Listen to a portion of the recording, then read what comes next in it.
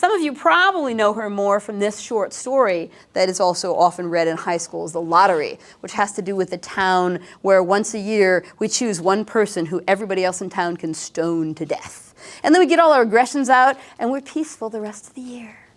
And if you think about that, coming from the brain of a housewife who's been hanging around little kids all day, and what was she saying about, I just want one day where I take out all these aggressions and then I'll be fine, I promise you, right? But of course, the issue is, it's a lottery when that name is pulled. In this particular year, it's the mother in a family. And how does the family react when it's their mother that's going to be stoned to death this year? So, really interesting brain going on with this woman. You might have heard her before. This is her best known novel and her best critic novel, We've Always Lived in the Castle. Again, having to do with family and people coming together and being horrified together. I think it's very cool. I like that she says, I delight in what I fear. That's not usually what I delight in, but okay, whatever,